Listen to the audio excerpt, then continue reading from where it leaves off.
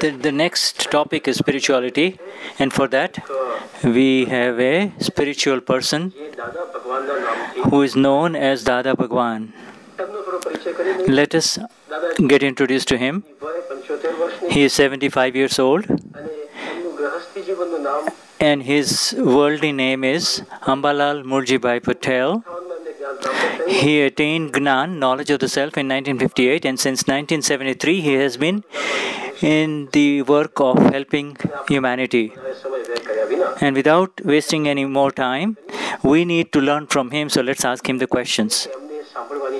There's one problem, that he has difficulty listening, and therefore I'm going to raise my voice.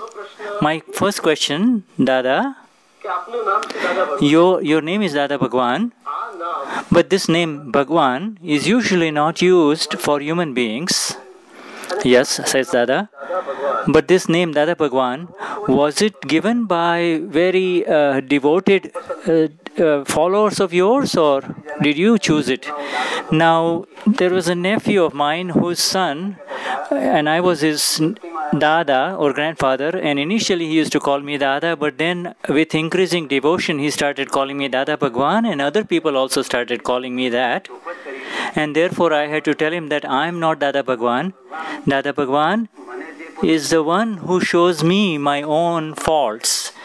He is Dada Bhagwan, and I also worship him by doing Dada Bhagwan Sinjay Jaykar Ho, by folding my hands inwards. And if you too do the same, you will be helped. I am a Gnani Purush, and there is no doubt about it, because a Gnani Purush means the one who can answer all kinds of questions. And the next question is, your devotees and followers, from what level of the society do they come? From the poorest of the poor, and from the richest of the richest, people come, and also intellectuals come, even women come, and children come, and even women in the university and young men and women at the studying level, they all come. I do not get any minutes even to rest. Every morning the work begins at 6:30 in the morning till 11:30 at night, and during a day I get to rest between noon to 3 p.m. And on the day of Diwali, I do not even get a minute to rest. Dadashri, Dadaji, if someone wants to become a follower, does he require, is there any prerequisite or any diksha or qualification? No. Whatever he may be, if he meets me, he is qualified. If he tells me that I gamble, then I would tell him that, do you feel like gambling? And if he says, no, I want to search and realize God, then I would consider him suitable for this. And it happens naturally for those who come to me. Right now, there are about 5,000 people who continuously continue to remember Dada. Now we talk about bhakti, the devotion. There is a shlok in Gita. O son of Kunti, that my devotee will never get destroyed, says Lord Krishna.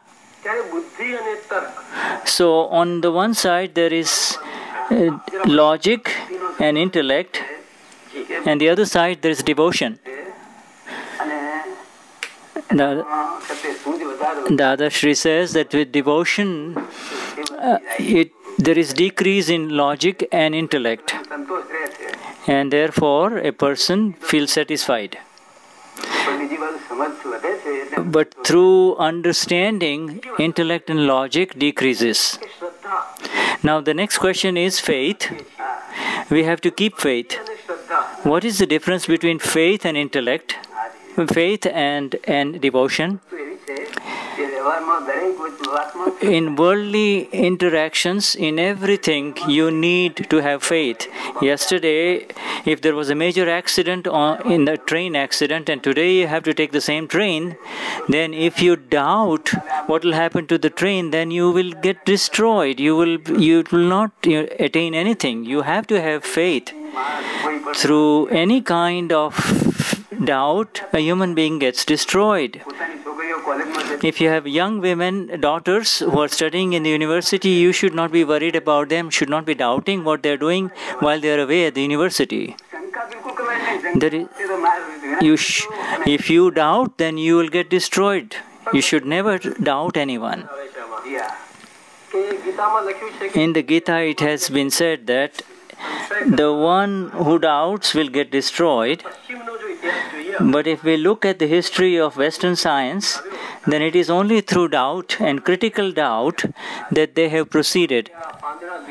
For instance, they even doubt, why are the leaves green, why is the blood red, why is the sky blue? They may be childlike questions, but it is through this kind of inquiry that science, Western science, has been able to proceed. Yes. But through such kind of questioning, science progresses. And we call it science.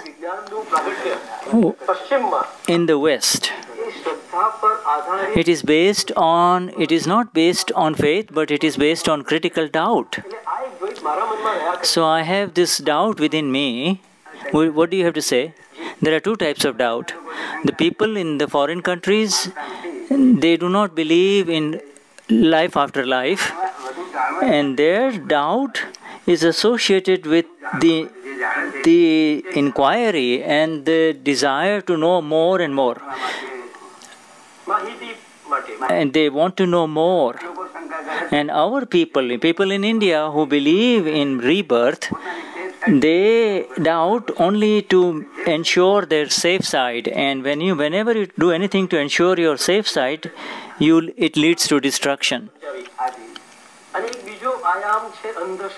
Now there is the other part about blind faith and faith. What is the difference between blind faith and faith? Faith is that which happens naturally. Faith happens to you naturally. People say, have faith in me, but that is not correct. People who come to me, I tell them, I don't ask you to keep faith in me. If faith comes to you naturally, then, and your soul accepts it naturally, then accept my words. Otherwise, do not accept my words at all. And if a person has his own impressions, the energy to really impress, then automatically people will have faith in him. There is the word satya, the truth. And the world praises truth and scorns untruth. And we say, let truth be victorious. But there are problems. But if, for example, when I am an artist and as a human being, as a personality, there is unity between what I want, and therefore I am truthful to myself. But if I am a businessman, so in my business, it is difficult for me to be truthful. And so there is this duality and there is contradiction, and I do feel a little bit conflicted in this. And yet I do want to follow the truth only. So it causes a conflict within me. So how can you help me?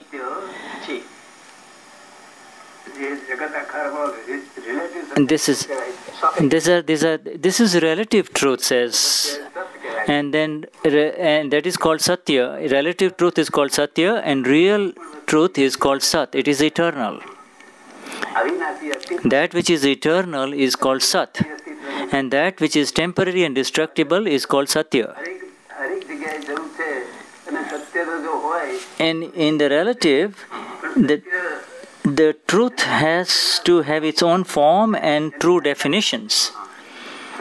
It should be pleasant, it should be helpful to the other person, and it should be short, and it should be true. If it is not pleasant to the other person, it is untruth. If it is not helpful to the other person, it is untruth. If it is not short and sweet, it becomes untruth. And if the person speaks too much, then person will get tired listening to him. It's just like a radio. A radio is better because you can always turn off the switch of the radio. So therefore, truth has to have its forms. It has to have these four qualities. It is worldly interactive truth. And it is dependent upon time. In the era of Satyug, this kind of truth wasn't there. Now, in the current era of the time cycle called Kali Yuga, the Satya, the relative truths, is associated with deception. And it is because of time and circumstances that it is so. Correct. So therefore, according to you, truth is not eternal. No, Satya is not eternal, Sat is eternal. Satya is dependent on time. And now I want to ask you a difficult question. Generally, there is an understanding that people who come to you and flock to you, and also the current conventional well-known spiritual masters of India, that only the well-to-do people come, and you give your light to help decrease their pains. But most of the people who come to you are well-to-do. But what about the people who are really poor and are not able? Now, if there is, and Dadashri replies, but any sense that I'm wasting my time after the well-to-do or not so well-to-do is a selfish intent. But I do not have any kind of a selfish intent whatsoever. When I went to America recently, there at the time of Guru Purnima, they all gave me many gold chains, but I took them off and gave them back to them because I have no use for gold. I do not have any thoughts of women or sexuality. Yeah. And therefore,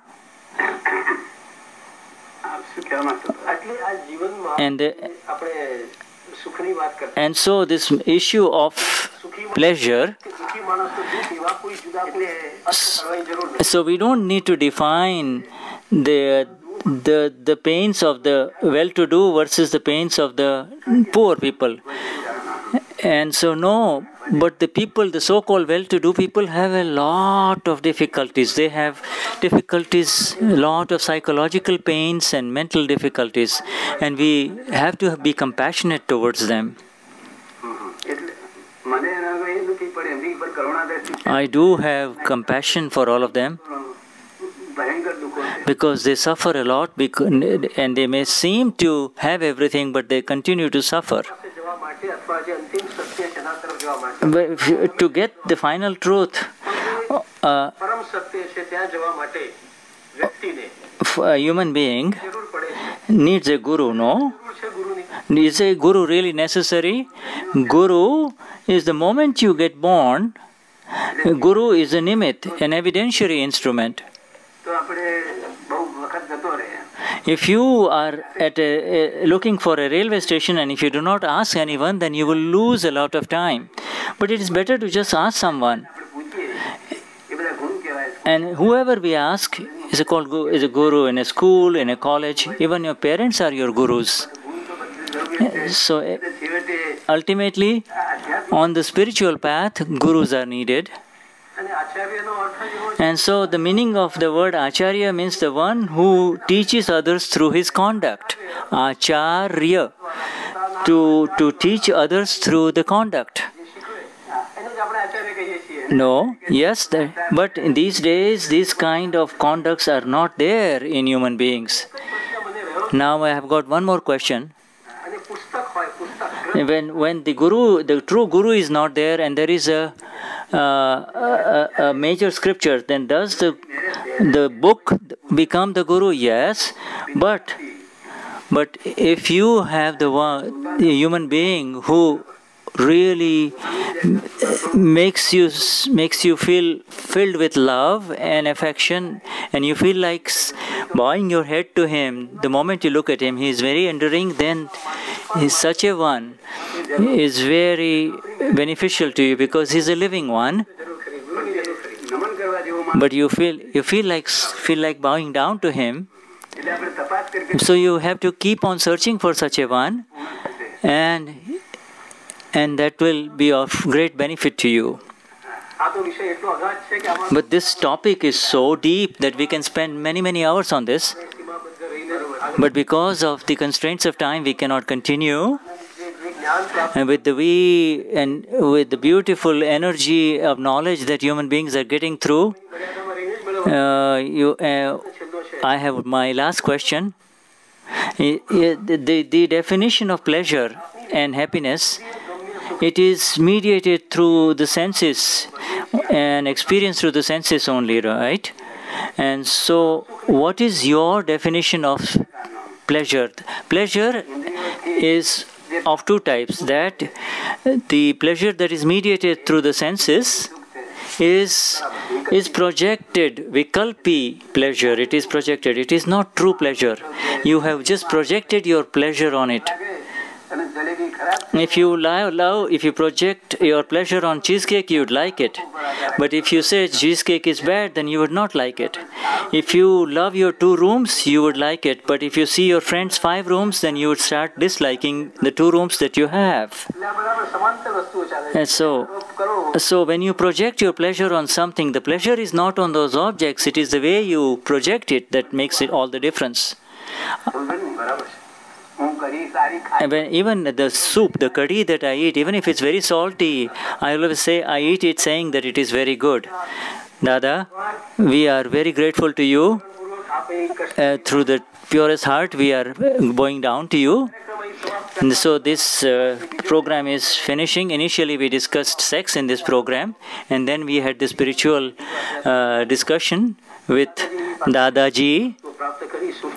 And we talked about the nature of pleasure and pain and gurus. Yes, but today, in this short time, the discussion that we've had, and especially despite his handicap of hearing, the equanimity and the beauty with which he has answered our questions, we are deeply grateful to him. And so we conclude our program.